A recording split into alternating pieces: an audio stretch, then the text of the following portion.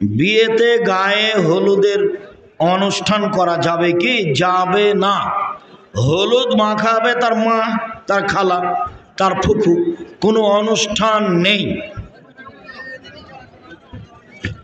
শায়েখ আমাদের গ্রামে একটা বৃদ্ধাশ্রম আছে, আমরা জানি বৃদ্ধাশ্রম রাখা যায় না।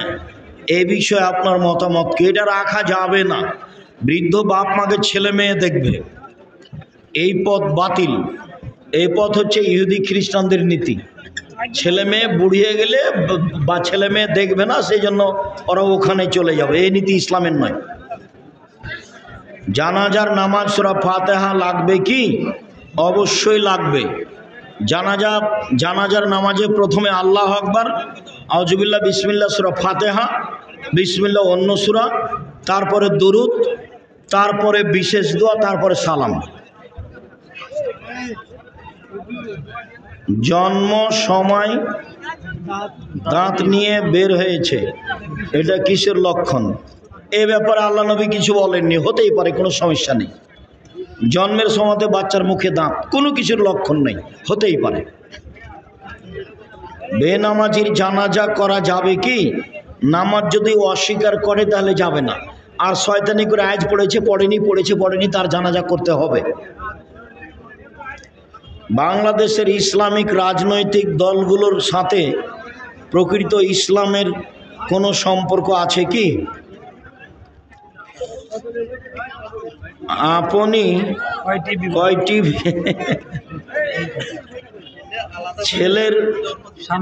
ছেলের সামনে বাবা সিগারেট খায়, এখন আমি ছেলে হিসাবে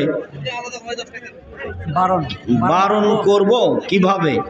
তুমি বুঝাতে থাকো, আব্বা এটা হারাম, এটা খাওয়া হবে না, না যায়, এটা দেখে দেন না কেন? ঋতুবর্তী মেয়েরা কি কোরআন মাজিদ আঙ্গুল দ্বারা লাইন ধরে পড়তে পারবে? হাতে ধরে পড়বে, একাধিক সহিহ হাদিস। হাইজলা মহিলারা কোরআন মাজিদ ধরে পড়বে, হাদিস বুখারী মুসলিম। যাদের ফরজ গোসল হয়েছে তারাই মাত্র পাবে না পড়তে। যাদের নেফাস বাচ্চা হয়েছে তারাও কোরআন মাজিদ পড়বে। এই সলাতের বইয়ে তার উত্তর দেওয়া আছে, এক জায়গাতে 8টা দলিল দেওয়া আছে। সলাতের বইটা নিয়ে যাবেন, আপনি মহিলা মানুষ, আপনি পড়েন, আপনার উত্তরগুলো ভালো করে দেওয়া আছে। মসজিদের পাশে 8 থেকে 10টি কবর আছে, সেখান সালাত আদায় করা যাবে? যাবে না। প্রিয় শায়েখ, মানুষ মারা গেলে কতদিন পর্যন্ত মাটি দেওয়া যায়? হাতে হাতে দিতে হবে।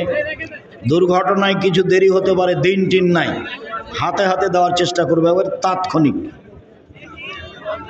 আসসালামু আলাইকুম শায়েখ, একটা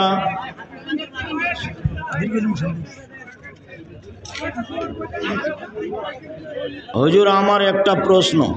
আমার বাবার 4 জন সন্তান, তার হাতের যে টাকা গুরু তার 3 ছেলে মেয়েকে দেয় না, তার সম্পদের উপর বাবার আক্ষেপ, এই ক্ষেত্রে ছেলের করণীয় কি?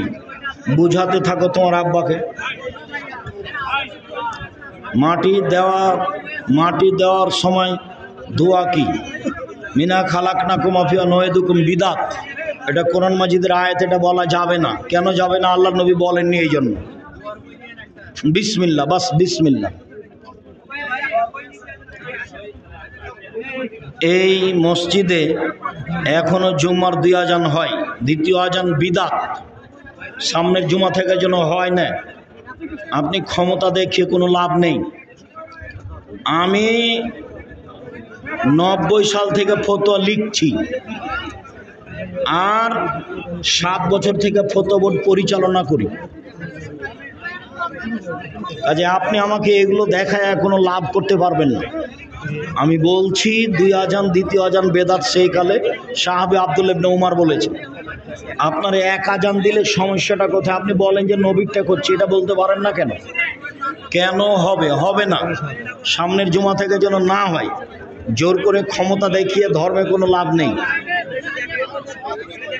আমার নাম মোহাম্মদ পাপুল সরকার। এই নামের কোনো অর্থ নেই। আমার বাবা মা রাখছে, আমি এখন কি করব? তোমার নাম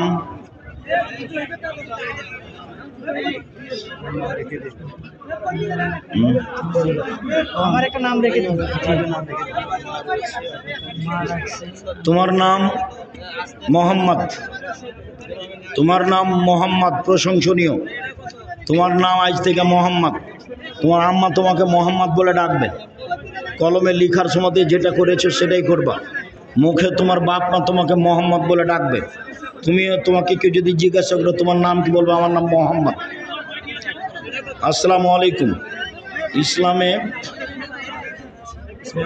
ইসমে আজমের দোয়া যদি রাতের বেলা পড়তে না পারি তাহলে 5 ওয়াক্ত সালাতের মধ্যে কোন সময়, যেটা ভালো লাগে, যে সময় ভালো লাগে।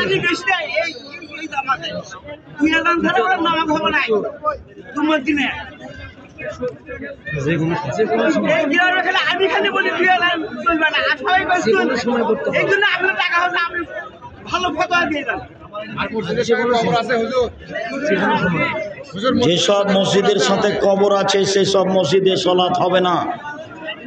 দ্বিতীয় আজান বিদআত, জোর করে ক্ষমতা দেখে কোনো লাভ নেই। বাচ্চা প্রসবকালে বা পেটে ব্যথা অবস্থায় যদি কেউ মারা যায়, জীবিত জন্ম নিলে জানাজা আছে। বাচ্চা যদি জীবিত জন্ম না নেয় তাহলে তাকে এমনিতে মাটি দিয়ে দিতে হবে, কাফন জানাজা হবে না। প্রিয় শায়েখ